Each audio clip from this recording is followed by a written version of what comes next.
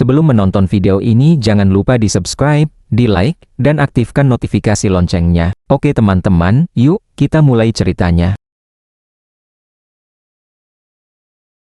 Namun Murakan tampak lebih tertarik pada Gilly dan menyebutnya sebagai pai stroberi kesayangan. Gilly yang gugup segera menunduk dan meminta maaf karena telah bersikap kasar kepada makhluk penjaga sambil memohon pengampunan. Dengan nada santai, Murakan mengatakan tidak apa-apa dan memaafkan pai stroberi kesayangannya. Masih merasa bingung, Gilly bertanya mengapa Murakan terus memanggilnya dengan sebutan tersebut. Murakan menjawab dengan penuh semangat karena pai stroberi buatan Gilly terasa luar biasa sempurna. Gilly menatap Jin dengan pandangan setengah kesal. Jadi ini alasanmu terus meminta pai setiap hari? Murakan mengundang Gilly untuk duduk, terlihat bersemangat ingin menjelaskan lebih banyak. Setelah mereka duduk, Gilly berkomentar bahwa ternyata banyak peristiwa terjadi tanpa sepengetahuannya. Jin meminta maaf karena telah menyembunyikan semuanya, mengakui penyesalan karena sudah menipu Gilly selama ini. Namun Gilly justru tersenyum, mengatakan bahwa ia bahagia mengetahui bakat luar biasa Jin, kontraknya dengan Solderet, serta hubungannya dengan seekor naga. Ia merasa bangga sebagai pengasuh Jin, namun Jin segera memberi peringatan. Mulai sekarang, Gilly ikut terlibat dalam menjaga rahasia kebangkitan Murakan dan klan tidak boleh mengetahuinya. Ia bertanya apakah Gilly mengerti. Gilly mengangguk dan berjanji akan berhati-hati. Murakan yang tetap jenaka menyuruhnya agar tidak terlalu tegang, lalu sekali lagi memanggilnya pai stroberi. Gilly berterima kasih atas perhatian tersebut, lalu menoleh ke Jin dan bertanya apakah mereka benar-benar bisa mempercayai Murakan. Jin hanya mengangkat bahu dan menjawab santai, kurasa iya. Keesokan harinya di gerbang transfer Kerajaan Tengah, Gilly mengucapkan terima kasih kepada pasukan bayaran Black Kings atas bantuan mereka. Ia meyakinkan bahwa keluarga Runkandel akan membayar kompensasi sesuai kesepakatan di kemudian hari. Wakil kapten mereka membalas dengan rasa terima kasih, mengatakan bahwa misi tersebut menjadi pengalaman berharga bagi pasukan mereka. Ia menambahkan bahwa mereka menantikan masa depan Tuan Muda Jin Runkandel. Saat Gilly bersiap pergi, mereka menanyakan sesuatu yang membuatnya penasaran. Mengapa seseorang dengan kemampuan luar biasa sepertinya meninggalkan klan McLaurin hanya untuk menjadi pengasuh Jin Runkandel? Gilly menepis pertanyaan tersebut dengan tenang, mengatakan bahwa tidak ada alasan penting untuk dibicarakan. Mereka mengangguk dan meminta maaf atas pertanyaan lancang tadi, namun Gilly menegaskan bahwa semuanya baik-baik saja sebelum berpamitan. Tak lama kemudian, Jin dan Gilly tiba di gerbang transfer. Penjaga gerbang menyambut mereka dengan ramah dan menanyakan identitas. Gilly memperlihatkan lencana dan meminta agar mereka dikirim ke koloni di aliansi Huefester. Penjaga tersebut tampak terkejut dan bertanya apakah mereka berasal dari keluarga Runkandel. Setelah identitas dikonfirmasi, nada bicara penjaga berubah penuh hormat. Ia mengatakan bahwa merupakan kehormatan bisa membantu keluarga Runkandel, lalu mengantar mereka menuju ruang tunggu khusus. Ia menjelaskan bahwa proses transfer akan memakan waktu 2 jam, dan setelah itu mereka akan tiba di tujuan secara seketika. Penjaga tersebut pun meninggalkan mereka dengan ucapan, semoga perjalanan menyenangkan. Sambil duduk di sofa, Gilly mengungkapkan kekhawatirannya. Bagaimana Jin akan menjaga rahasia keberadaan Tuan Murakan dan hubungannya dengan sihir dari anggota keluarga lain. Ia menegaskan bahwa sihir merupakan hal yang sama sekali tidak ditoleransi oleh keluarga Runkandel. Jin menenangkannya dan berjanji akan berhati-hati serta memastikan semuanya tetap tersembunyi. Tiba-tiba Ferradin Zippel muncul bersama rombongan pengawal. Jin segera mengenali lambang naga emas milik Zippel dan mengingat tempat ia pernah melihat simbol tersebut. Wajah Ferradin terasa familiar, membuat Jin bertanya-tanya mengapa harus bertemu orang bermasalah seperti itu di Huefester. Murakan yang masih berada dalam wujud kucing menarik perhatian Ferradin. Pemuda tersebut menghampiri dan menyapanya dengan ramah, menyebut Murakan sebagai kucing yang baik sambil mencoba mengelus kepala. Murakan yang tidak terkesan langsung mencakar tangan Ferradin. Para pengawal Ferradin bereaksi marah, menyebut kucing tersebut sebagai binatang kotor, namun Ferradin segera menenangkan mereka dan mengakui bahwa dirinya memang memancing reaksi tersebut. Ia menambahkan dengan bijak bahwa menghunus pedang di depan keluarga Runkandel hanya akan memperburuk keadaan. Kemudian Ferradin menatap Jin, memperhatikan ketenangan luar biasa yang tetap terjaga meski suasana terasa tegang. Dengan sopan, Ferradin memperkenalkan diri sebagai Ferradin Zippel dan mengulurkan tangan sebagai permintaan maaf atas insiden kecil tadi. Jin mengenali nama tersebut, Ferradin Zippel, penyihir jenius sekaligus calon kuat penerus keluarga Zippel. Ia dikenal luas di kalangan penyihir muda karena keahlian serta karakter terhormat. Dalam kehidupan sebelumnya, sosok Ferradin selalu terasa jauh dan sulit dijangkau. Namun kini mereka bertemu sebagai anak-anak. Sebuah situasi yang sama sekali tidak pernah terbayangkan oleh Jin. Saat memperhatikan Ferradin, Jin merasa lega karena pemuda tersebut bukan orang sombong bodoh seperti kebanyakan bangsawan lain. Ferradin yang tampak agak terkejut bertanya apa yang membuat Jin berpikir demikian. Ia bercanda bahwa jika para penjaga menghunus pedang hanya karena tangan tergores, mungkin dirinya sudah berkeliaran di Huefester tanpa pengawal atau setidaknya kehilangan beberapa jari. Dengan nada geli, Jin menjawab bahwa selera humor Ferradin terasa cukup gelap, lalu bertanya, apakah Ferradin benar-benar berpikir para pemimpin klan mereka mereka, Chiron dan Celiac Zippel, cukup dekat untuk mengerahkan seluruh keluarga hanya karena perselisihan antar anak-anak. Feradin tertawa kecil dan mengakui bahwa konflik semacam itu kemungkinan besar hanya akan berakhir dengan pembayaran beberapa koin emas sebagai kompensasi. Meski demikian, ia tetap menasihati Jin agar menghindari tindakan drastis seperti memotong jari dalam situasi serupa, karena hal tersebut hanya akan memperburuk ketegangan antar keluarga. Jin menganggap kehati-hatian Feradin terasa lucu, tetapi tetap menghargai nasihat tersebut. Feradin kemudian mengucapkan terima kasih kepada Jin karena telah mengajarkan sesuatu yang berharga hari itu dan berjanji akan membalas budi di lain waktu. Jin menyetujuinya dengan tenang dan menjawab dengan mantap, baiklah, dengan senang hati. Dengan nada serius, Jin memerintahkan orang di hadapannya untuk diam dan tidak mengganggu waktu istirahat sampai gerbang pemindahan aktif. Saat merenungkan pertemuan tersebut, Jin memperhatikan potensi besar yang dimiliki orang itu. Dalam beberapa tahun ke depan, sosok tersebut bisa tumbuh menjadi figur tangguh. Jika bukan karena perbedaan klan, Jin mungkin akan mempertimbangkan persahabatan. Namun sebagai anggota keluarga Zippel, orang tersebut kemungkinan akan menjadi rival abadi, semata-mata karena Jin berasal dari keluarga Runkandel. Mengamati sikap yang tetap tenang meski hampir kehilangan jari, Jin menyimpulkan bahwa ada sesuatu yang aneh dari keluarga Zippel. Tak satupun dari mereka tampak benar-benar waras pikirnya. Sistem mengumumkan bahwa teleportasi akan segera dimulai, sekaligus memperingatkan penumpang tentang kemungkinan rasa sakit atau pingsan akibat efek riak. Saat mereka melewati gerbang pemindahan, Feradin Zippel berkomentar bahwa ia menikmati waktu bersama Jin dan menyarankan agar mereka bertemu lagi. Jin menolak gagasan tersebut dengan dingin. Kita sebaiknya tidak pernah bertemu lagi. Keluar dari kereta, Jin disambut oleh Pedro, kepala pelayan kedua keluarga Runkandel. Pedro memperkenalkan diri dan menyambut Jin ke rumah utama klan, Garden of Swords. Jin merenungkan makna taman tersebut. Hanya mereka yang telah mencapai pencapaian luar biasa demi kemakmuran klan Runkandel yang memperoleh kehormatan menempatkan pedang di ruang suci ini.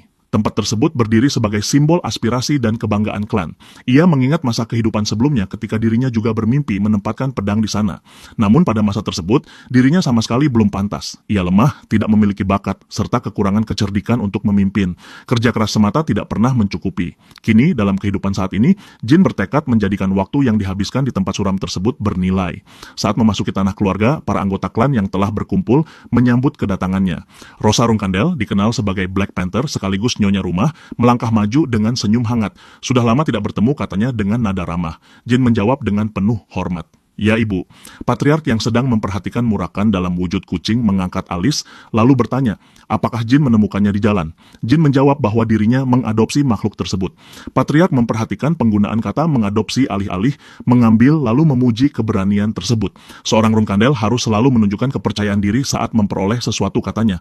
Rosa kemudian mendekati kucing tersebut dan menanyakan nama makhluk kecil itu. Jin menjawab dengan penuh keyakinan, Butterfly Runkandel. Ruangan mendadak sunyi.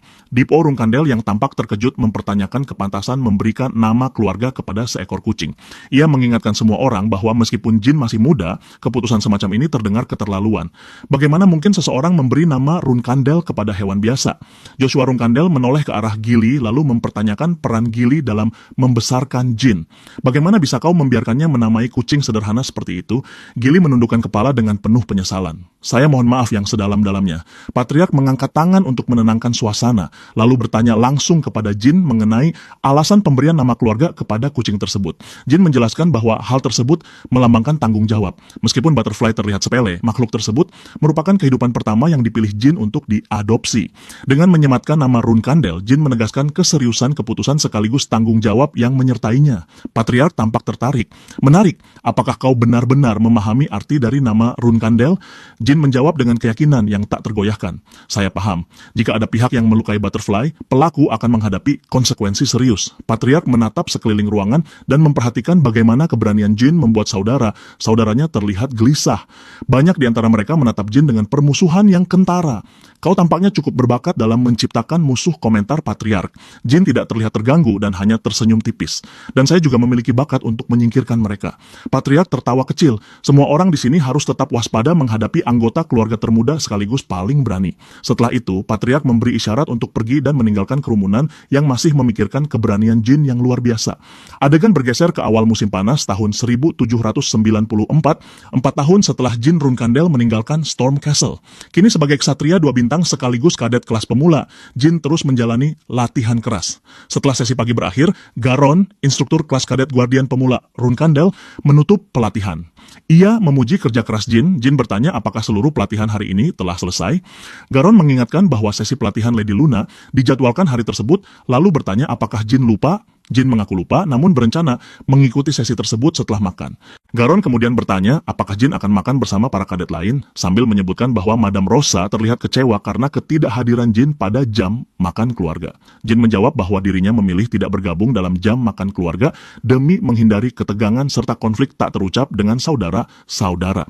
Garon menghormati keputusan tersebut dan mengatakan akan menyampaikan kabar kepada pihak lain. Tak lama kemudian, Belop Schmitz, kadet rakyat biasa berusia 13 tahun, mendekati Jin sambil membawa sepiring makanan. "Aku membawakan sesuatu untuk kau makan," kata Belop. Jin mengucapkan terima kasih, lalu Belop menjawab dengan ceria, "Tidak masalah." Jin merenungkan kondisi Belop. Sebagai rakyat biasa di antara kadet Runkandel, Belop kemungkinan besar akan didiskualifikasi selama pelatihan, kehilangan status, dan pada akhirnya dikeluarkan. Saat Belop duduk di sampingnya, ia bertanya apakah makanan tersebut terasa enak. Jin menjawab bahwa rasa makanan cukup baik, lalu menyampaikan rasa syukur karena klan Runkandel menyediakan daging secara rutin. Sebelum Belop menyelesaikan kalimat berikutnya, Jin menyela. "Cukup," katanya sambil mengingatkan bahwa Belop telah mengatakan hal serupa kemarin. "Apakah kau menghafal kalimat tersebut atau bagaimana?" Jin menasihati Belop agar berbicara lebih singkat dan menjelaskan bahwa kebiasaan berbicara bertele-tele membuat orang lain meremehkan dirinya. Belop terlihat ragu lalu bertanya, apakah penilaian tersebut benar? Jin mendorong Belop untuk berdiri tegak serta berbangga menjadi kadet Guardian Knight Clan Runkandel. Namun Belop menanggapi dengan keraguan, mengingat nilai buruk serta kenyataan bahwa dirinya bahkan belum mencapai 1 bintang. Jin menjelaskan bahwa status sebagai kadet klan Runkandel sendiri sudah merupakan pencapaian besar. Meskipun Belop berada di peringkat terbawah, dirinya tetap tergolong elit dibandingkan sebagian besar anak berusia 13 tahun di luar lingkungan tersebut. Jin bertanya apakah Belop mengerti. Belop mengangguk dan memastikan pemahaman tersebut. Jin berpikir bahwa tidak mengherankan apabila klan mengabaikan Belop. Sifat penakut membuat keberadaan Belop mudah terlewatkan. Namun Jin mengingat masa depan Belop. Dalam kehidupan sebelumnya, Belop bergabung dengan klan Hairan, sebuah klan ahli pedang pesaing, lalu naik menjadi anggota kerajaan Kekaisaran Bement dengan menapaki jalan berdarah yang kejam. Jin masih mengingat keterkejutannya saat mengetahui Belop bergabung dengan Imperial Guard serta kesedihan mendalam ketika mendengar kabar bunuh diri Belop. Jin memutuskan bahwa membiarkan Belop tetap berada pada kondisi sekarang hanya akan mengarah pada takdir tragis serupa. Sambil mendorong piring makanan ke arah Belop, Jin berkata bahwa selera makan telah menghilang dan menyarankan agar Belop menghabiskan makanan tersebut. Saat Belop terlihat ragu, Jin membuat keputusan secara diam-diam. Dirinya akan mengawasi Belop agar tidak didiskualifikasi atau dikeluarkan. Satu kehidupan malang sudah lebih dari cukup. Kemudian saat berjalan menyusuri lorong, Jin merenungkan kemajuan pribadi. Pelepasan energi spiritual telah mencapai 2 bintang. Mana meningkat hingga 4 bintang, sementara kemampuan pedang berada di 2 bintang.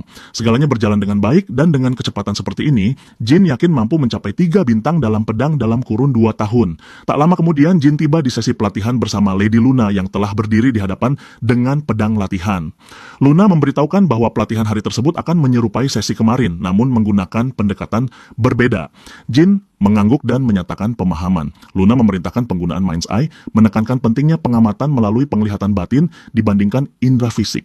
Jin merenungkan tantangan tersebut. Pelatihan ini terasa asing, sebuah proses yang belum pernah dialami sebelumnya.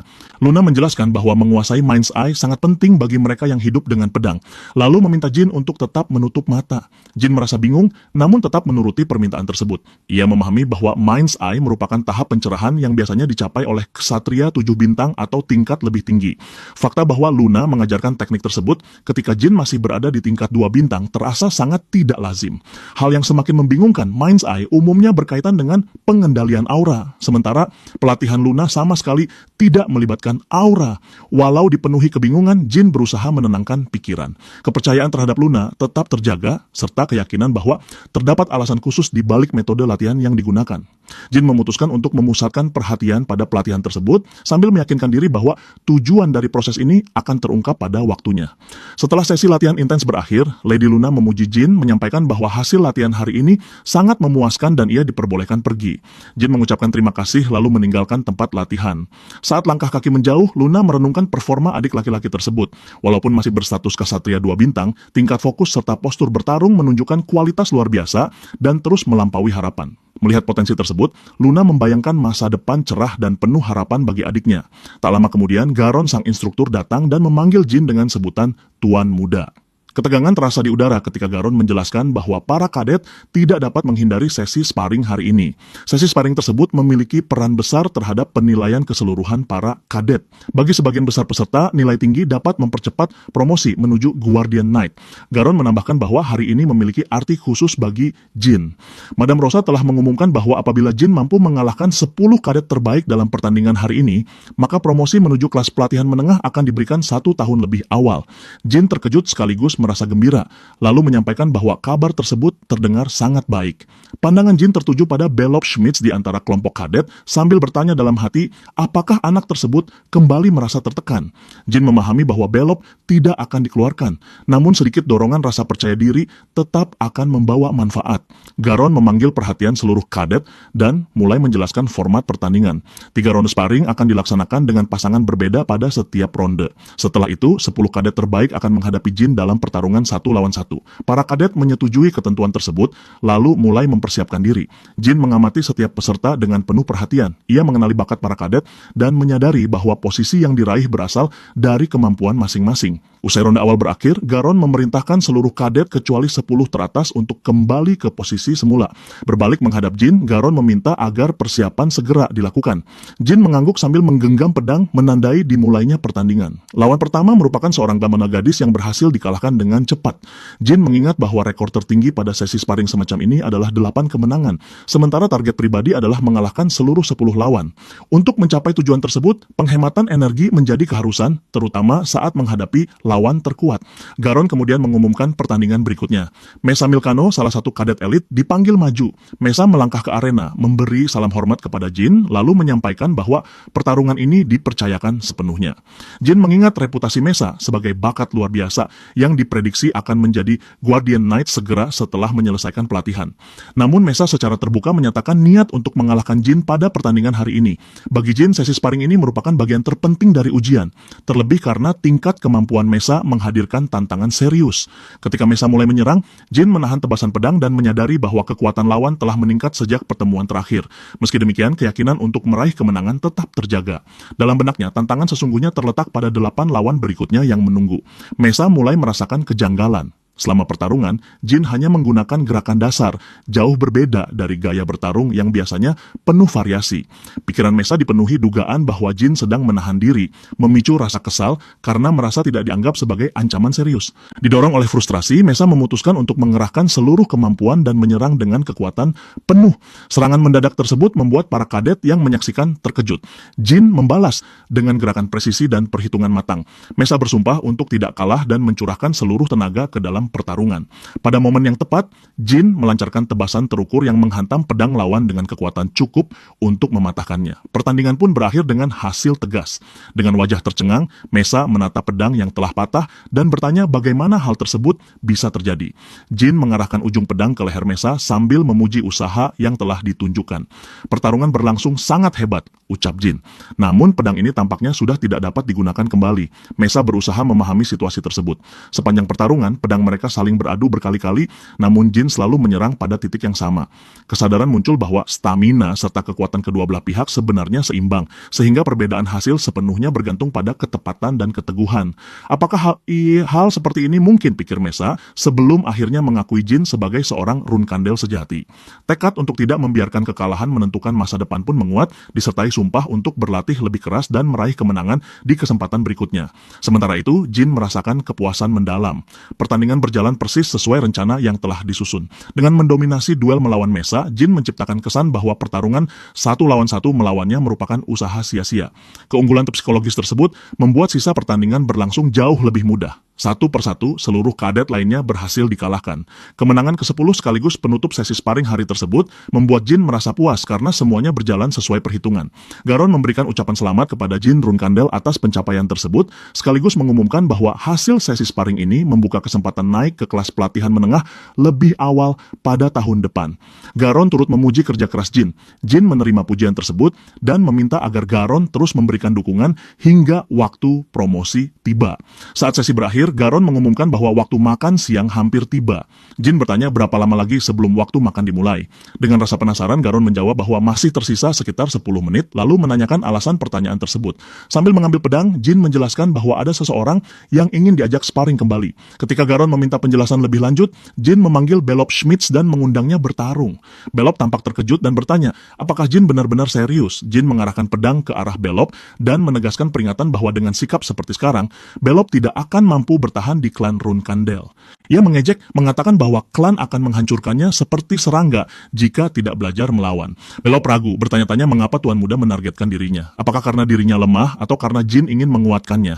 Ia menyadari bahwa Jin baru saja melawan 10 kadet dan pasti kelelahan, sedangkan kondisi Belop masih prima. Namun Jin tampak tetap yakin dapat menang. Belop mempertanyakan motif Jin, tetapi Jin tidak menjawab. Sebagai gantinya, Jin langsung menyerang, memaksa Belop menahan serangan tersebut.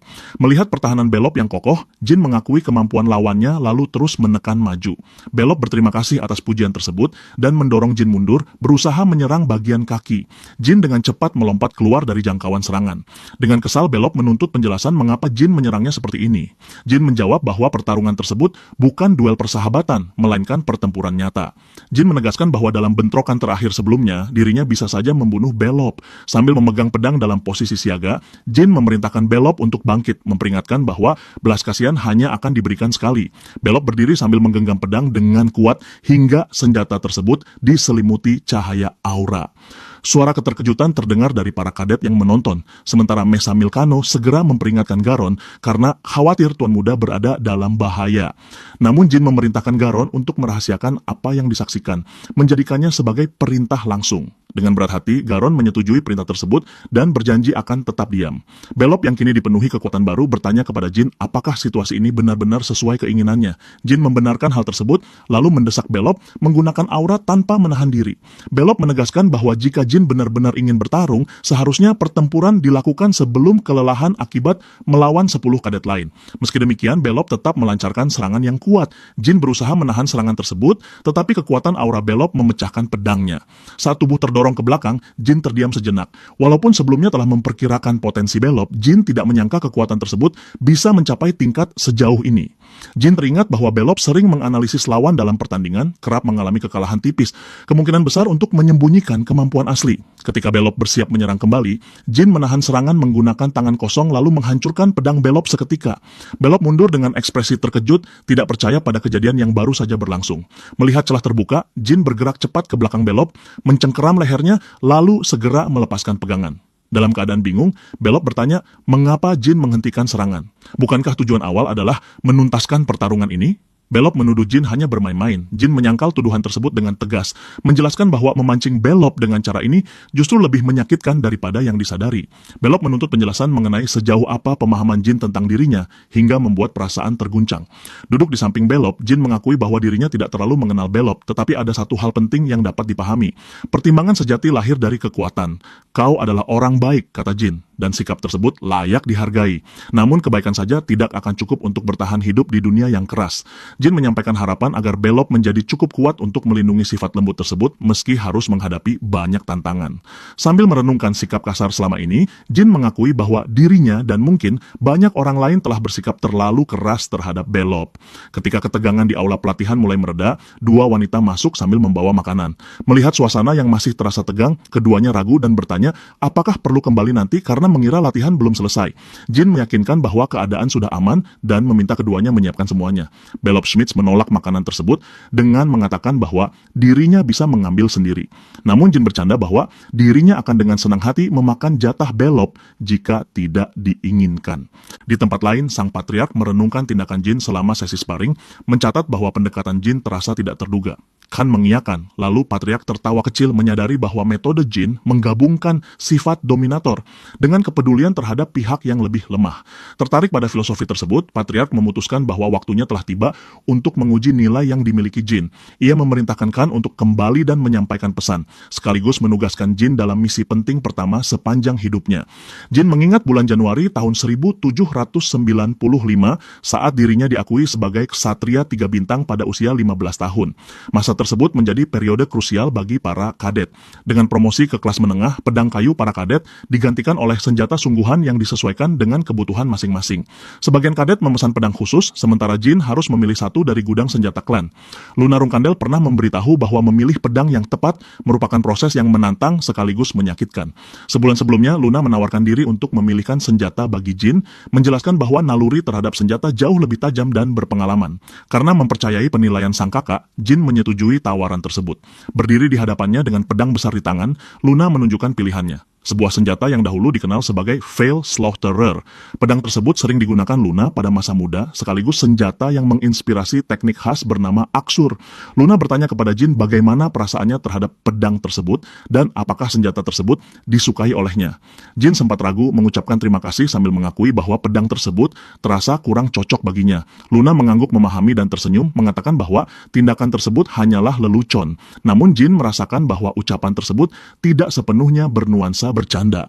Luna kemudian menjelaskan bahwa Veil Slaughterer merupakan pedang luar biasa, meskipun sedikit berat, serta meyakinkan bahwa bobot tersebut sebenarnya tidak akan menjadi masalah bagi Jin. Meski demikian, Luna berjanji akan menemukan pedang lain yang lebih sesuai. Luna mengungkapkan bahwa banyak waktu telah dihabiskan untuk memikirkan senjata yang paling cocok bagi adiknya. Kemudian Luna mempersembahkan pedang lain yang diyakini akan sangat serasi. Senjata tersebut tidak lain adalah Bradamante, pedang legendaris dan saudara dari Barisada, senjata yang pernah dipilih Jin dalam ritual seleksi.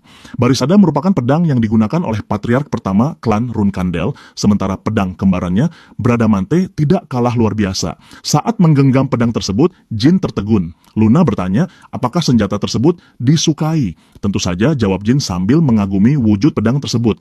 Bradamante termasuk salah satu pedang paling luar biasa di gudang senjata klan. Jin merenungkan betapa luar biasanya keputusan Luna dalam memilih Bradamante. Pedang tersebut sangat diinginkan oleh banyak saudara yang lebih tua, dan apabila Jin memilihnya sendiri, keputusan tersebut pasti akan menimbulkan banyak penentangan. Keputusan Luna menjadi isyarat langkah yang syarat makna, sesuatu yang tidak diketahui Jin bagaimana cara membalasnya. Menangkap kegelisahan tersebut, Luna meyakinkan bahwa tidak diperlukan balasan apapun.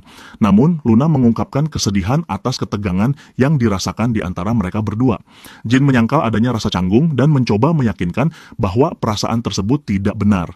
Luna tetap bersikeras, mengatakan bahwa perasaan sedih telah muncul dan Jin harus menghibur hati kakaknya yang sedang gelisah. Merasa bingung, Jin bertanya apa maksud dari ucapan tersebut. Luna tersenyum dan meminta Jin untuk menutup mata.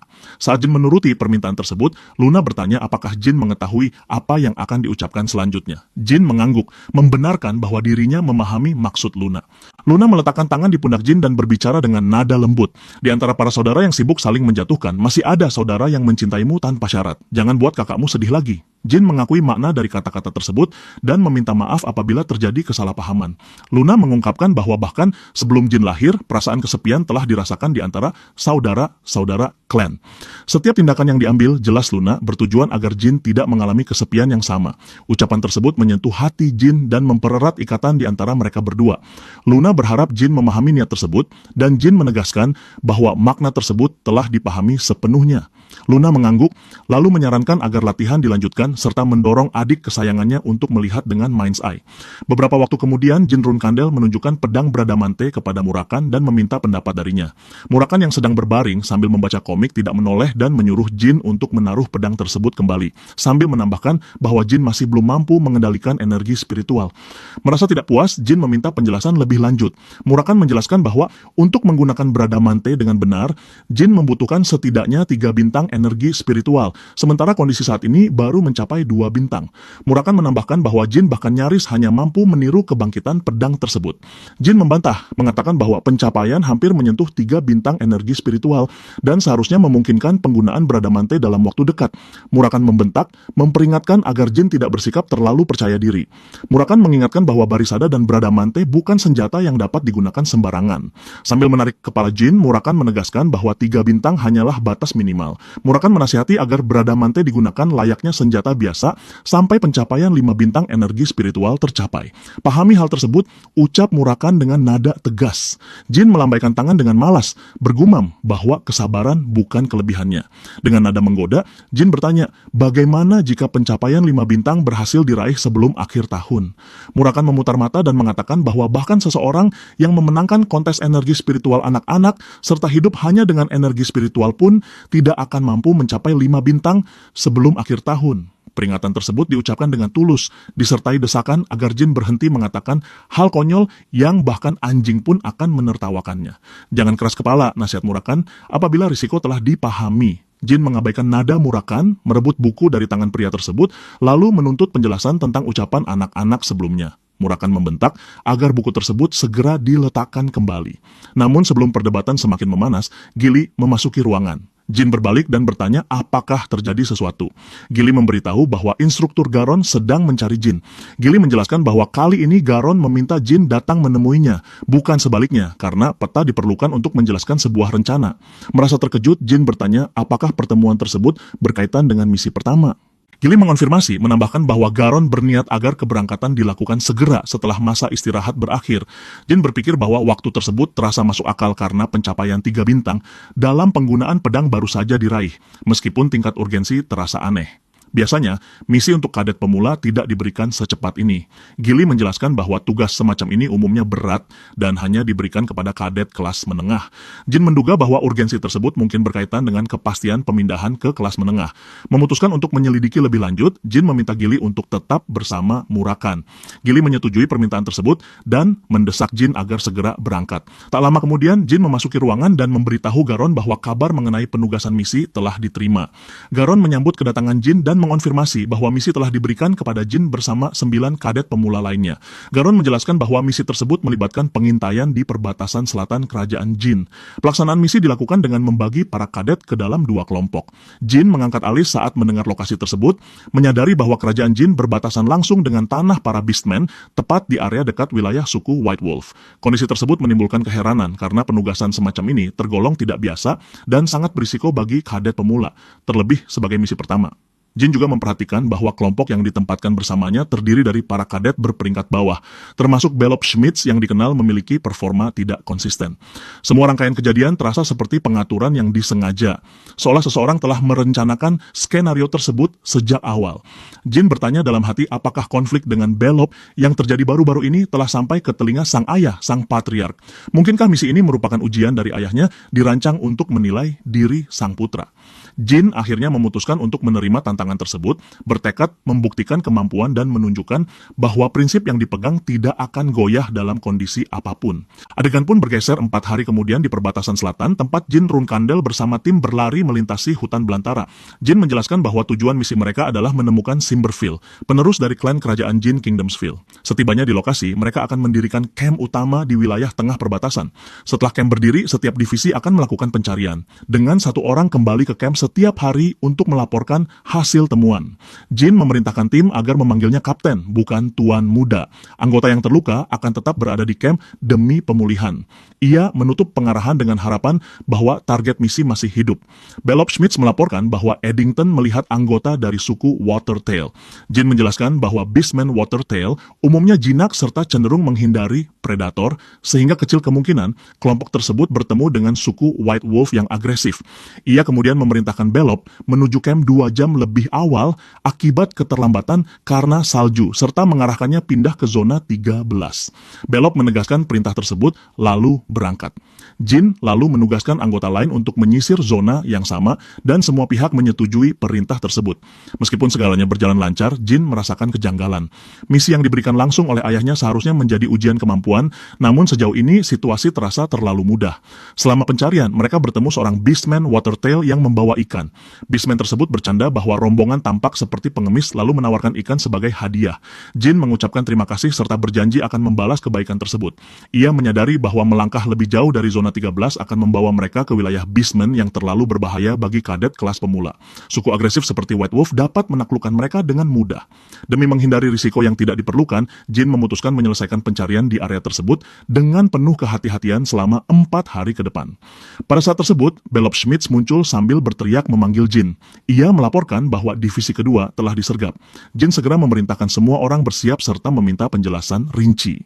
Belloc menjelaskan bahwa divisi kedua terpencar setelah serangan terjadi, dan hanya satu orang berhasil kembali ke camp untuk melapor. Ketika Jin bertanya apakah penyerang merupakan Beastman, Belloc menjelaskan bahwa para pelaku adalah manusia, dengan setidaknya 3 orang terkonfirmasi sebagai penyerang.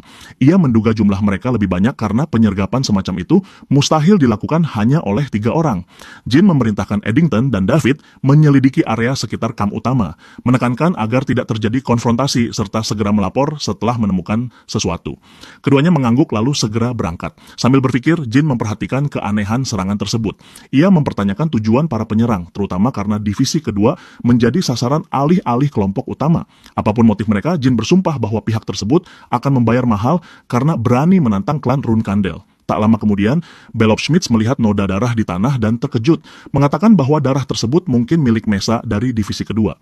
Jin memintanya tetap tenang dan menunjukkan bahwa darah belum mengering serta tidak ada tanda mayat maupun potongan tubuh. Ia menyimpulkan bahwa bentrokan telah terjadi dan divisi kedua kemungkinan berhasil melarikan diri. Setelah memeriksa jejak kaki, ia menyimpulkan bahwa kemungkinan hanya terdapat satu penyerang. Sierra menemukan perban bekas di dekat lokasi dan memperhatikan bahwa benda tersebut tampak sebagai produk Hufester. Ia menunjukkannya kepada Jin yang memuji temuan tersebut, lalu bertanya lokasi penemuan. Sierra menunjuk ke arah barat. Jin menyimpulkan bahwa divisi kedua disergap, merawat luka di area tersebut, lalu melarikan diri ke barat setelah mendeteksi ancaman lain. Ia memerintahkan Sierra bergabung dengan Eddington dan David untuk melaporkan situasi terbaru. Kemudian Jin meminta Belloc Schmitz mengikutinya melanjutkan pencarian. Belloc menyetujui dan keduanya berangkat bersama. Setelah beberapa saat, Jin Runkandel dan Belloc Schmitz bersembunyi di balik pepohonan sambil mengamati area di depan. Belloc berbisik bahwa dirinya melihat anggota divisi kedua. Jin mengonfirmasi pengamatan tersebut, namun mencatat bahwa Mesa tidak terlihat. Ia juga melihat seseorang bersembunyi di balik semak. Jin memerintahkan Belloc menutup mata sejenak lalu menyerang orang di sisi kiri setelah menghitung 2 detik. Belloc mengangguk dan bersiap bertindak. Jin mengingat penjelasan Murakan mengenai energi spiritual. Segala sesuatu yang dialiri energi spiritual akan memperoleh kekuatan tebasan serta daya hancur besar, sekaligus membuat keberadaan menjadi lebih sulit terdeteksi. Mengikuti instruksi Jin, Belloc bergerak menyerang penyergap bertopeng tersebut. Penyerang bereaksi cepat, menangkis serangan sambil berteriak kebingungan. Sementara itu, Jin menghadapi penyerang lain dan menjatuhkan mereka dengan cepat. Setelah pertempuran berakhir, Jin menoleh ke arah anggota divisi kedua, lalu bertanya, apakah mereka baik-baik saja? Seorang anak laki-laki berambut coklat menjawab bahwa kondisi mereka aman, namun mengungkapkan bahwa Mesa telah diculik oleh para penyerang. Anak lain berambut abu-abu menambahkan bahwa mereka tidak memiliki informasi mengenai identitas penyerang. Jin menenangkan mereka dan meminta agar fokus memulihkan diri sementara dirinya melacak Mesa serta para penyergap. Di antara para penyerang yang kalah, satu orang memohon agar nyawa dibiarkan hidup. Jin bertanya dengan dingin apakah orang tersebut sedang mengemis sambil menilai bahwa jelas pelaku bukan bawahan Zippel yang dicuci otak. Jin memberikan 2 pilihan, mengungkap identitas kelompok, tujuan, serta lokasi markas. Dengan konsekuensi hanya satu orang akan mati, atau tetap diam dan seluruh pihak yang berhubungan akan binasa. Ia menegaskan bahwa dirinya adalah orang yang menepati janji, bersumpah atas nama serta kehormatan klan Runkandel. Orang tersebut ragu sejenak sebelum akhirnya menyetujui, sambil meminta jaminan keselamatan bagi keluarga. Ia mengaku sebagai bagian dari kelompok revolusioner bernama Canelo. Mendengar pengakuan tersebut, Jin teringat bahwa Canelo merupakan organisasi teroris terkenal yang aktif hingga akhir hayatnya pada kehidupan sebelumnya. Kelompok tersebut bertanggung jawab atas pembunuhan Kaisar Kerajaan Jin serta menyebabkan kekacauan besar dengan dalih revolusi. Namun apa yang mereka sebut revolusi sebenarnya hanyalah upaya menjadikan pemimpin kelompok sebagai penguasa dunia. Jin bertanya, apakah serangan terhadap para kadet bertujuan mengguncang stabilitas kerajaan Jan? Orang tersebut menjawab bahwa dirinya hanyalah anggota berpangkat rendah. Ia mengaku tidak mengetahui banyak hal, namun mengungkapkan bahwa camp aktif mereka berada di pintu masuk menuju tanah para Beastmen. Ia menambahkan bahwa sekitar 24 ksatria berbintang serta penyihir ditempatkan di sana, meskipun lokasi markas utama tidak diketahui. Jin kemudian menekan pelaku mengenai alasan penculikan Mesa. Kilo menjelaskan bahwa para kadet perempuan ditahan untuk tujuan simbolis terkait deklarasi revolusi. Mendengar penjelasan tersebut, amarah anak laki-laki berambut coklat meledak dan ia menyerang Kilo. Kilo bersikeras bahwa seluruh informasi telah disampaikan. Setia pada ucapannya, Jin membunuh penyerang tersebut. Ia lalu menoleh ke arah yang lain dan bertanya berapa lama waktu berlalu sejak Mesa diculik. Belop memperkirakan hampir 1 jam. Jin menyimpulkan bahwa Mesa kemungkinan masih berada di sekitar pintu masuk tanah para Beastmen. Ia memerintahkan semua orang memulihkan diri serta segera meminta bala bantuan dari rumah utama klan. Anak laki-laki berambut coklat bertanya apakah Jin berniat pergi sendirian, menekankan bahwa para penyerang setidaknya merupakan ksatria serta penyihir 4 bintang dengan jumlah mencapai 20 orang. Kadet lain bernama Scott menyetujui kekhawatiran tersebut dan menegaskan bahwa peluang semacam itu mustahil dihadapi seorang diri. Ia memperingatkan bahwa kadet kerap menghadapi bahaya mematikan dalam misi serta mendesak Jin agar tidak mengambil risiko tersebut. Jin mengakui bahaya yang ada, namun menegaskan bahwa sebagai putra klan Ronkandel, dirinya tidak dapat berdiam diri saat seorang kadet ditawan. Ia menyatakan bahwa kekuatan pribadi jauh melampaui perkiraan mereka serta memperingatkan bahwa penolakan terhadap perintah akan dianggap sebagai pembangkangan. Menoleh ke Belop, Jin mengingatkan bahwa dengan kondisi divisi kedua terluka, Belop kini menjadi yang terkuat di antara kadet tersisa. Ia meminta Belop tetap tenang lalu bertanya apakah perintah tersebut dipahami. Belop mengangguk dan berjanji akan melakukan yang terbaik. Jin segera berangkat dengan tekad mencapai Mesa sebelum segalanya terlambat. Sambil menilai situasi, ia memperkirakan bahwa musuh yang dihadapi mencakup 24 petarung bintang, sementara kemampuan pribadi berada pada 3 bintang pedang, 4 bintang kendali mana, serta 3 bintang energi spiritual. Walaupun perkembangan kekuatan berlangsung cepat, ia memahami bahwa menghadapi seluruh lawan secara bersamaan bukanlah pilihan realistis. Tujuan utama dari pergerakan ini adalah menyelamatkan Mesa. Ia memutuskan untuk menghindari konfrontasi yang tidak diperlukan dan memusatkan perhatian pada pencarian keberadaan gadis tersebut. Dengan menempatkan telapak tangan ke tanah, Jin mengaktifkan indera untuk mendeteksi getaran di permukaan.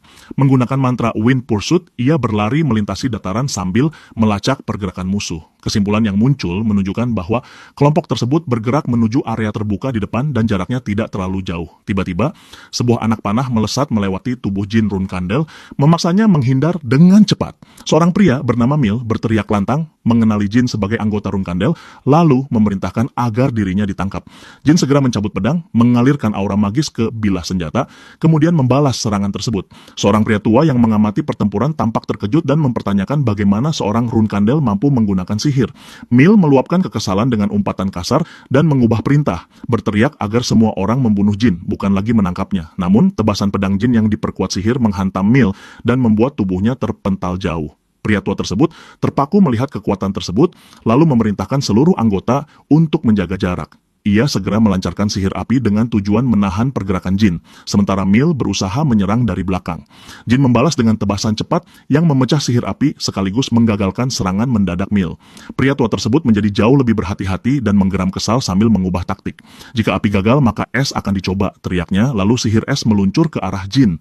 Tanpa menunjukkan keraguan, Jin menghancurkan es tersebut dengan mudah menggunakan pedangnya. Pria tua itu terdiam, bergumam tidak percaya karena sihir yang dilepaskan dapat dipatahkan semudah itu. Melihat celah terbuka, Jin menerjang ke arah lawan sambil mengumpat nama Kinzelo. Dalam benaknya, Jin menilai bahwa para anggota Kinzelo terlihat tidak berusaha menutupi jejak, menandakan rasa percaya diri yang lahir dari ketidaktahuan serta minimnya pengalaman.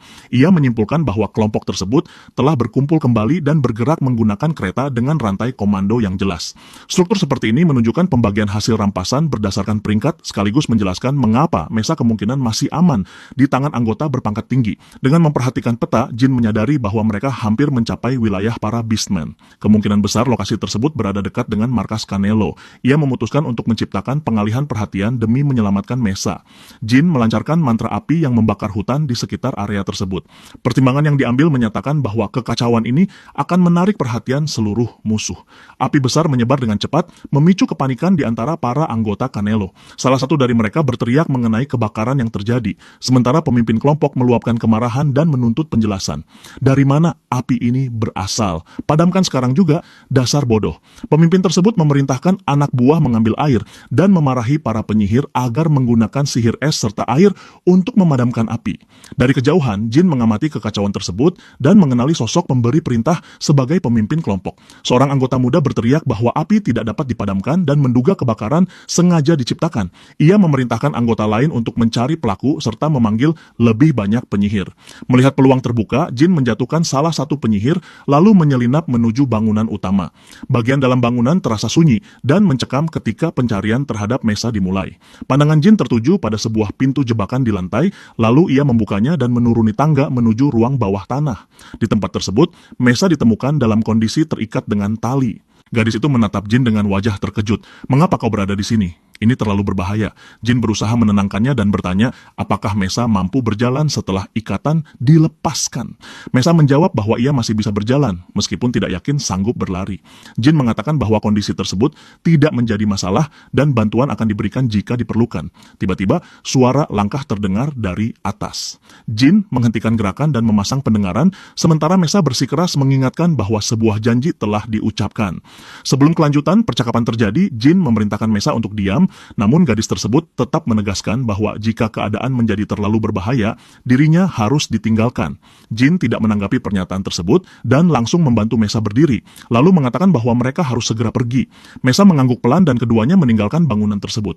Di luar, Jin memandang sekeliling untuk menilai tingkat kekacauan yang terjadi. Kerusakan terlihat jauh lebih parah dari perkiraan, jelas merupakan perbuatan para Beastmen dari suku yang gemar bertarung. Pandangan Jin tertuju pada sosok menyerupai serigala, Quidito Truca dari suku White Wolf. Mesa, meskipun dalam kondisi lemah, tetap maju menyerang Quidito dan memohon agar Jin melarikan diri, sementara dirinya menahan lawan. Namun Quidito membalas dengan kecepatan tinggi, menghantam tubuh Mesa hingga pingsan tanpa kesulitan berarti. Melihat tubuh Mesa terjatuh, Quidito mengejek dengan nada dingin dan menyebut gadis tersebut, serta yang lain sebagai sampah tidak layak hidup, karena gagal memadamkan api dengan benar. Jin Runkandel menuntut penjelasan, menanyakan apakah Quidito Truca merupakan pihak yang bertanggung jawab atas kehancuran ini. Setelah identitas dikonfirmasi, Jin memperkenalkan diri sebagai putra Chiron dan menantang Quidito untuk menyebut namanya secara terhormat sebagai seorang prajurit dari suku Beastmen. Quidito Truca mengangguk mengakui bahwa Jin memang merupakan keturunan Runkandel. Beberapa hari sebelumnya di rumah utama klan Runkandel, Jin tengah memeriksa pedang yang bersinar lembut oleh aura.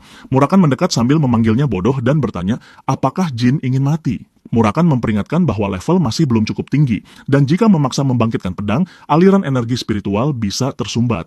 Kondisi tersebut dapat berujung pada kematian. Murakan dengan keras menegaskan agar Jin tidak mencoba membangkitkan pedang tersebut lagi. Jin dengan enggan menjawab, baiklah, kembali ke masa kini, Jin bersiap menyerang, menyatakan bahwa hari ini dirinya akan menaklukkan mangsa paling berharga. Quidito Truca memperkenalkan diri secara resmi sebagai prajurit dari suku Truca. Jin merenungkan suku White Wolf. Suku tersebut terkenal karena kekuatan tempur dan haus darah. Rata-rata orang dewasa dari kelompok tersebut memiliki kekuatan setara prajurit 6 bintang. Kebencian White Wolf terhadap klan Runkandel begitu mendalam, berakar dari sejarah ketika patriark pertama membunuh dewa serigala yang mereka hormati, Javier. Quidito Truca dengan dingin mengakui bahwa Jin hampir tidak memiliki peluang untuk melarikan diri bersama Mesa. Ia menyatakan niat untuk mempersembahkan gadis tersebut sebagai korban di altar Javier demi menenangkan jiwa dewa serigala. Quidito menantang Jin agar memilih antara bertarung dengan terhormat atau mati tercabik saat mencoba melarikan diri seperti pengecut. Jin menjawab dengan mantap dan menyatakan bahwa dirinya akan bertarung dengan kehormatan. Quidito Truca menyeringai lalu mengayunkan kapak raksasa. Jin menahan serangan tersebut, namun segera merasakan betapa sulitnya menangkis satu tebasan dari anggota suku White Wolf. Kekuatan mereka benar-benar sebanding dengan reputasi mengerikan yang telah dikenal luas. Quidito terus menekan dengan serangan lanjutan, penuh keyakinan terhadap kekuatan serta trik yang belum diperlihatkan. Sementara itu, Jin mempertimbangkan mempertimbangkan pilihan yang tersedia, pikiran Jin tertuju pada alat yang dimiliki. Liantin milik kakak, kekuatan sihir, serta energi spiritual menjadi bahan pertimbangan. Menggunakan liantin, artefak yang sangat kuat, terasa berlebihan untuk pertarungan yang masih dianggap kecil. Bagi Jin, bergantung pada benda tersebut, dalam situasi seperti ini berarti dirinya belum layak mencapai puncak yang lebih tinggi.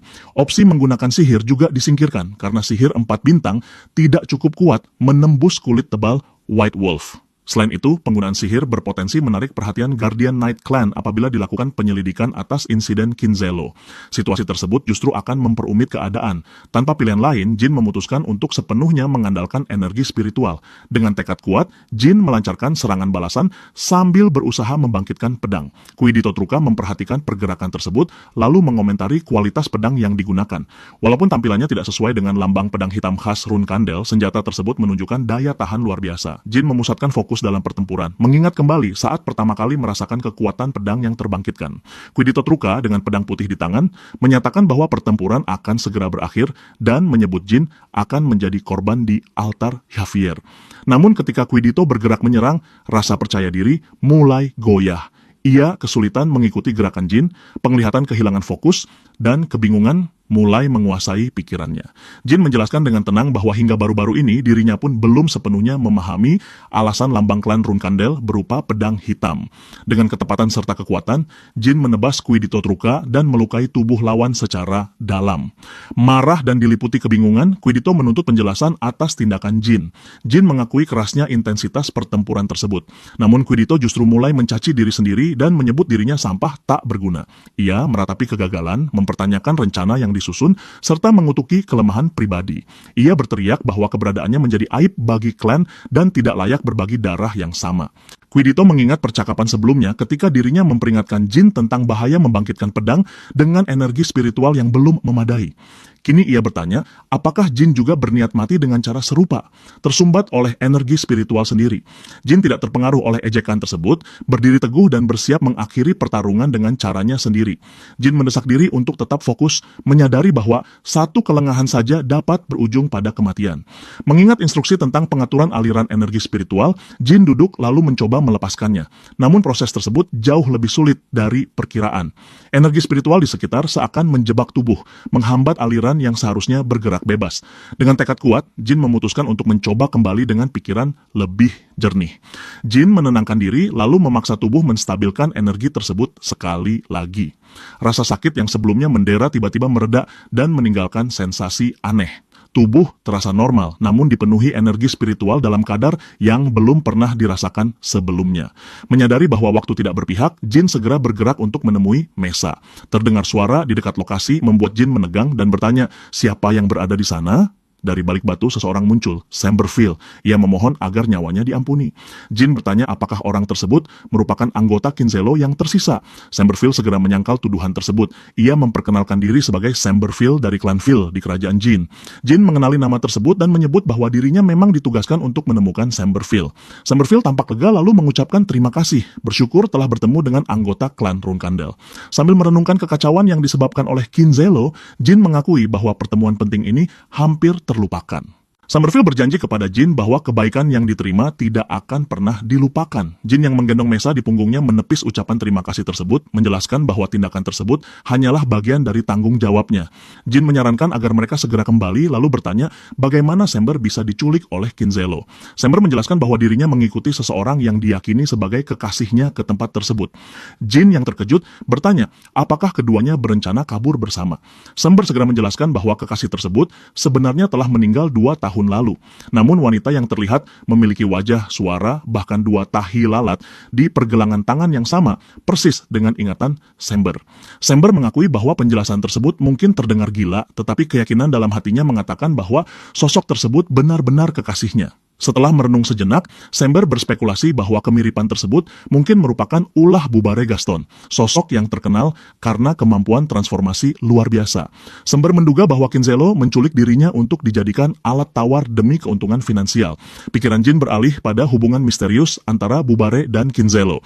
Peristiwa ini menjadi kedua kalinya Jin berhadapan dengan pengaruh Bubare sejak meninggalkan Storm Castle pada usia 10 tahun. Ada sesuatu yang terasa janggal dalam keseluruhan rangkaian kejadian tersebut. tersebut. Jin bertekad untuk bertemu langsung dengan Bubare agar dapat memahami kebenaran secara lebih mendalam. Beruntung, markas Bubare berada di ibu kota kerajaan Curano, memberi kesempatan bagi Jin untuk mengunjungi tempat tersebut sambil melanjutkan pelatihan kelas menengah. Sumber film menyampaikan rasa terima kasih karena Jin bersedia mendengarkan kisahnya dengan sungguh-sungguh. Jin menerima ucapan tersebut dan menyebutkan bahwa bala bantuan dari keluarga utama kemungkinan akan segera tiba. Jin mendesak Sember agar segera kembali ke tempat aman. Sember bertanya, apakah Jin memanggil Guardian Knight khusus untuk melindunginya. Jin menjelaskan bahwa para Knight tersebut datang bukan karena Sember, melainkan karena Mesa. Sember menegaskan bahwa pertemuan hari ini tidak akan pernah dilupakan dan menawarkan bantuan apabila suatu saat Jin membutuhkannya. Jin menerima niat baik tersebut dengan anggukan singkat. Beberapa waktu kemudian, Gili memberi selamat kepada Jin atas keberhasilan menyelesaikan misi pertama, memuji kinerja Jin dengan penuh kekaguman. Jin mengucapkan terima kasih dengan rendah hati. Gili menyebut bahwa Jin pasti kelelahan dan memberitahu bahwa air hangat telah disiapkan untuk mandi. Jin memuji ketelitiannya, menghargai perhatian yang selalu ditunjukkan oleh Gili. Tiba-tiba, Murakan menyela dengan nada menggoda, memanggil Jin dengan teriakan genit. Jin dengan iseng mencoba menepuk kepala Murakan. Namun naga tersebut justru menggigit tangannya. Terkejut, Jin secara refleks melempar Murakan ke arah dinding sambil menggerutu kesal. Sementara Murakan tertawa puas seperti biasa. Gili yang terkejut segera melangkah maju, meminta agar Jin tidak melempar hewan, meskipun akhirnya menarik napas kecil dan menambahkan bahwa Murakan adalah naga, sehingga bukan persoalan besar. Sambil menggosok tangannya, Jin menuntut penjelasan alasan Murakan menggigitnya. Murakan yang terlihat marah membentak balik, menuduh Jin telah kehilangan akal sehat. Murakan mengingatkan kembali peringatan yang tak terhitung, jumlahnya mengenai bahaya menggunakan Shadow Energy Release secara sembarangan. Apakah kau berniat menghancurkan dirimu sendiri? Murakan berseru keras, menegaskan bahwa semua peringatan diberikan demi keselamatan Jin. Jin mencoba membela diri dan meminta Murakan mendengarkan penjelasan. Namun Murakan berubah ke wujud manusia lalu mencengkeram kerah pakaian Jin. Apa yang lebih penting daripada hidup satu-satunya kontraktor? Bentakan Murakan terdengar tajam. Gili kembali menengahi dengan tenang, mengingatkan Murakan bahwa Tuan Muda baru saja kembali dari misi. Penyebutan misi membuat Murakan terdiam sejenak, lalu tiba-tiba terperanjat. Pai stroberi, aku lupa pai. Murakan berseru panik, menganggap persoalan tersebut sebagai masalah besar. Jin menghela napas jengkel, mengakui persoalan pai sambil berusaha mengembalikan fokus pembicaraan. Wajah Murakan kembali serius. Murakan menunjuk liontin yang tergantung di leher Jin, menegur karena artefak sekuat itu diperlakukan seperti perhiasan biasa. Benda tersebut bukan mainan. Artefak tersebut berfungsi sebagai pelindung dan hanya digunakan ketika benar-benar diperlukan. Jin mengakui risiko yang ada, namun berpendapat bahwa liontin tersebut mungkin dibutuhkan dalam pertarungan melawan musuh yang jauh lebih kuat di masa depan. Murakan menyipitkan mata. Apa maksud ucapan dibuang percuma? Bentakan Murakan terdengar kesal. Jin terdiam, membuat amarah Murakan semakin meningkat. Bodoh, apakah kau memahami apa yang telah dilakukan? Energi bayangan melonjak dari 3 bintang ke pertengahan 4 bintang. Peningkatan tersebut tidak normal. Jin terkejut, mengakui bahwa luapan energi bayangan memang dirasakan, namun tidak menyadari peningkatan sebesar itu. Sebagai bukti, Jin memperlihatkan sihir Saul yang menyala di telapak tangan, menyebut bahwa rasa terima kasih seharusnya ditujukan kepada Solder Red atas anugerah tersebut. Murakan menatap dengan dingin dan menjawab dengan nada muram.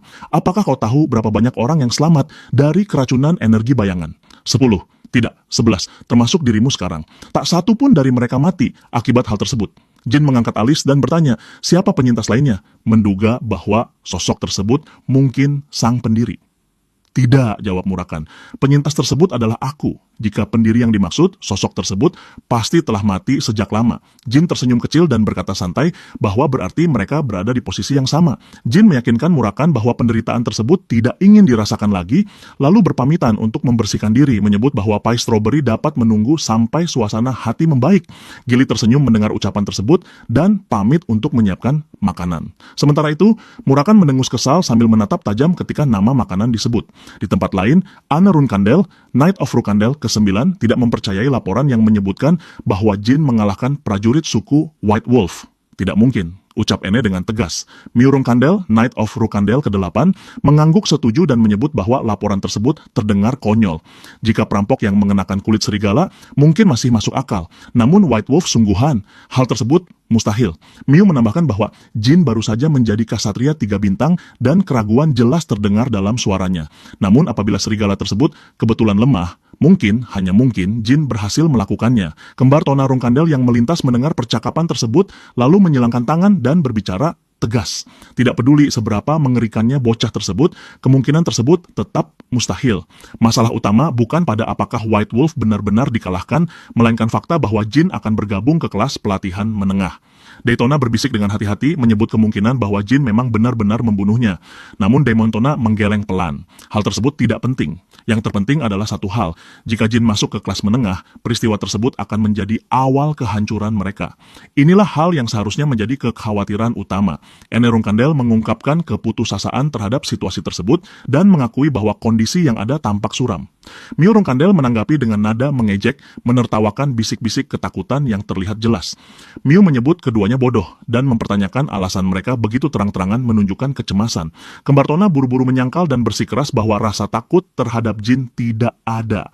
Ane Rungkandel melangkah maju dan mendesak kejujuran kepada saudara-saudara serta para kakak perempuan. Ane menyatakan kebencian mendalam terhadap kebohongan, menyebutnya sebagai hal paling menjijikan di dunia. Ene bahkan menyebut keinginan untuk merobek mulut siapapun yang berbohong. Terpojok, kedua saudara akhirnya mengakui kecemasan terhadap Jin. Ene tersenyum tipis lalu bertanya apakah bantuan diperlukan. Keduanya balik bertanya bagaimana bantuan tersebut akan diberikan dan Ane menawarkan dukungan dari pihaknya. Ane menyarankan peminjaman kadet kelas menengah yang biasanya bertugas sebagai pelayan bagi para kakak. Heya mempertimbangkan usulan tersebut. Kelas menengah beroperasi dengan hukum rimba. Hanya yang kuat mampu bertahan. Di sana terdapat kasatria antara 3 hingga 5 bintang, gabungan antara pendatang baru, dan mereka yang telah berlatih lebih dari 1 dekade. Ene menjelaskan bahwa dirinya dan Miu sering memilih beberapa kadet kelas menengah untuk dijadikan bawahan pribadi, lebih menyerupai budak dibanding murid. Ene menyarankan agar para saudara menggunakan kadet tersebut untuk menekan Jin dan menempatkannya pada posisi yang dianggap pantas, sambil mencatat bahwa para kadet tersebut juga tidak menyukai Jin. Namun Ene memperingatkan bahwa kegagalan mengendalikan situasi akan berujung pada konsekuensi berat. Sementara itu, Jin Rungkandel mengeringkan rambut menggunakan handuk sambil merenungkan keberhasilan terbaru. Penyelesaian misi pertama telah mengantarkan Jin ke kelas menengah. Energi bayangan kini mencapai 4 bintang. Namun Jin menyadari bahwa efektivitas sejati menuntut peningkatan kemampuan pedang hingga 6 bintang dalam 5 tahun. Jin memahami bahwa pendekar pedang 6 bintang sudah tergolong luar biasa, sementara 7 bintang menandakan seorang master sejati. Namun pencapaian tersebut hanya dianggap istimewa di kalangan orang biasa. Mencapai 8 bintang atau lebih berarti menjadi anomali sejati. Di seluruh benua dengan populasi 2 miliar, kurang dari 100 orang yang pernah mencapai 9 atau 10 bintang. Dan di antara mereka, hanya satu yang melampaui semua batas, sang Celestial Knight, seorang demigod. Pikiran Jin melayang pada sosok mitos tersebut. Dalam kehidupan ini, Jin berniat mencapai tingkat kekuatan tersebut, bahkan melampauinya. Duduk di sofa, Jin mengingatkan diri bahwa tantangan berikutnya telah menanti. Setelah bergabung dengan kelas menengah, Jin memahami bahwa bahkan sesama saudara akan saling menjatuhkan demi mempertahankan posisi. Kebersamaan di kelas dasar, tempat semua masih muda dan setara, kini hanya tinggal kenangan. Di kelas menengah, kelangsungan hidup ditentukan oleh kekuatan, keterampilan, dan hati yang keras. Jin menyimpulkan bahwa satu-satunya jalan ke depan adalah mendominasi dengan kekuatan mutlak. Beberapa waktu kemudian, Jin mengetuk pintu kamar ibunya. Sang ibu sedang menulis, namun tetap mempersilahkan Jin masuk. Ia menyambut kedatangan tersebut dengan hangat, mengatakan telah mendengar kabar keberhasilan misi serta memuji pencapaian yang diraih. Jin mengucapkan terima kasih dengan penuh hormat. Sang ibu kemudian menyebut laporan dari Pedro mengenai penolakan tawaran pindah kamar. Ia menjelaskan bahwa kamar tersebut secara tradisional disediakan bagi calon patriark masa depan keluarga. Ruangan tersebut telah lama kosong sejak Joshua putra sulung menempatinya semasa kecil. Kini sang ibu menawarkan kamar tersebut kepada Jin dengan harapan kesediaan untuk menggunakannya. Jin menyampaikan rasa terima kasih atas kehormatan besar tersebut, namun dengan sopan menolak. Sang ibu bertanya, mengapa kehormatan sebesar itu ditolak? Jin menjelaskan bahwa meskipun kamar tersebut bergengsi, tempat tersebut tidak memiliki makna pribadi baginya. Menurut pandangannya, kamar tersebut terlalu megah untuk kebutuhan saat ini. Pada akhirnya, ruangan tersebut tetap hanya sebuah kamar. Sang ibu kembali bertanya apakah keputusan tersebut sudah pasti. Jin menegaskan bahwa keputusan tersebut telah bulat. Sang ibu mengangguk lalu membiarkan Jin pergi. Setelah Jin keluar, sang ibu berbicara pada dirinya sendiri. Ia bertanya-tanya, apakah putra bungsunya kurang ambisi atau justru memiliki ambisi begitu besar hingga mampu menolak tawaran dengan jebakan tersembunyi. Ia memahami bahwa kamar tersebut bersifat simbolis. Ruangan tersebut biasanya diberikan kepada anak tertua yang ditakdirkan memimpin keluarga Rungkandel. Menerima tawaran tersebut akan memberi Jin dukungan besar, namun juga menjadikannya sasaran bagi saudara-saudara yang tidak memperoleh hak serupa. Ia menyimpulkan bahwa Jin kemungkinan telah memahami ujian tersembunyi tersebut. Kini, rasa penasaran muncul mengenai bagaimana putra bungsunya akan menghadapi kerasnya dunia kelas menengah Tempat aliansi dan persaingan sama pentingnya dengan kekuatan. Jin Rungkandel berdiri tegak di hadapan para kadet kelas dasar dan mengumumkan bahwa mulai saat tersebut mereka resmi menjadi bagian dari fraksinya. Ia memperingatkan bahwa ejekan serta pelecehan akan mereka hadapi pada hari-hari mendatang, namun menegaskan bahwa kondisi tersebut tidak akan berlangsung lama. Ia berjanji bahwa seluruh penghinaan akan berhenti setelah kelas menengah berhasil ditaklukkan sepenuhnya. Jin memerintahkan para kadet untuk selalu bergerak dalam kelompok minimal 3 orang, termasuk di luar jam pelatihan, serta melarang berjalan sendirian. Para kadet menjawab serempak dengan penuh tekad, ya. Z Rungkandel, seorang kesatria 8 bintang sekaligus paman Jin, segera menarik perhatian. Berdiri di depan para kadet yang berkumpul, Z mengumumkan bahwa tahun ini 10 rekrutan baru bergabung ke kelas menengah, sementara 27 orang keluar. Ia memerintahkan para pendatang baru belajar dari senior masing-masing serta mengingatkan bahwa satu-satunya tanggung jawab dirinya adalah mengajar dan menilai kemampuan pedang. Ia menegaskan bahwa selain pembunuhan, seluruh perselisihan harus diselesaikan sendiri di antara para kadet. Berbalik ke arah kadet senior, Z meminta mereka mengulangi kata-kata hari tersebut. Dengan serentak mereka berteriak, Rungkandel tidak membutuhkan yang lemah. Suara tersebut dipenuhi niat jahat. Gema sengaja diciptakan untuk menghancurkan semangat para rekrutan baru. Jin merasa tidak nyaman mendengar teriakan tersebut, namun tetap menjaga ketenangan. Menelusuri kerumunan, Jin memperhatikan kedua bersaudara Tona berdiri bersama seorang kadet yang tampak telah terintegrasi dengan kelas menengah. Jin menduga bahwa kedua saudara tersebut merekrut kadet itu dengan bantuan kakak perempuan mereka, Miu dan Anne. Ia segera menyimpulkan bahwa tujuan mereka adalah mematahkan semangat para rekrutan baru. Jin pun memutuskan menunjukkan betapa keliru rencana tersebut. Daytona Rungkandel melihat Jin mendekat, lalu bergumam mengenai keberanian orang yang berani menghampiri mereka. Namun, dengan keyakinan yang tumbuh karena merasa didukung kakak perempuannya, Daytona memaksa diri tetap percaya diri. Tanpa ragu, Jin berdiri di hadapan Kajene Romero, kadet senior yang bersekutu dengan saudara Tona. Dalam satu gerakan cepat dan tegas, Jin menghunus pedang. Pedang tersebut menebas lengan Kajene. Suara keterkejutan menggema di seluruh lapangan latihan. Jin menatap dingin Kajene yang meringis kesakitan sambil memegangi luka, lalu memerintahkan seseorang memanggil bantuan medis. Daytona Rungkandel yang terkejut mempertanyakan kewarasan Jin dan menuntut penjelasan mengenai serangan tanpa alasan. Mengabaikan Daytona sepenuhnya, Jin berbalik menatap Kajene dan menanyakan nama. Kajene yang gemetar dan gugup akhirnya menyebutkan nama dengan terbata-bata. Jin kemudian bertanya dengan nada tenang, apakah Kajene memahami alasan serangan tersebut? Sebelum jawaban muncul, Daytona mengacungkan pedang ke arah Jin sambil menuduh tindakan sewenang-wenang. Jin tidak bereaksi. Sebaliknya, ia menatap Daytona dengan tenang lalu bertanya, apakah Daytona tidak menyadari bahwa Jin sedang berbicara? Jin menyampaikan kesediaan menerima duel di lain waktu. Namun untuk saat tersebut, ia meminta Daytona diam. Damon Rungkandel ikut meluapkan kemarahan saudaranya, memarahi Jin karena berani bertindak lancang setelah melukai salah satu kadet mereka. Jin hanya tersenyum tipis dan menepis kemarahan tersebut. Jika kadet tersebut bagian dari fraksimu, aku tidak tahu. Aku menebasnya karena merasakan niat membunuh dari tatapannya. Kerumunan seketika terdiam, terkejut oleh pernyataan tersebut. Z yang mengamati dari kejauhan menyadari bahwa langkah berani tersebut sepenuhnya membalikan keadaan dengan menyerang Kajene. Sosok yang secara terbuka dikenal sebagai anggota fraksi saudara Tona.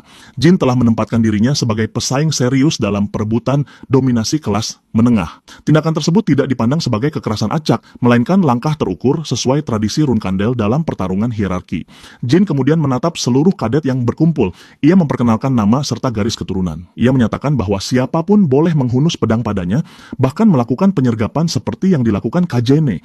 Namun Jin memperingatkan bahwa setiap niat bermusuhan akan dibalas dengan kekejaman setara dengan apa yang baru saja ditunjukkan. Ketegangan meningkat saat Z Rungkandel melangkah maju. Kehadiran tersebut langsung menarik perhatian semua pihak.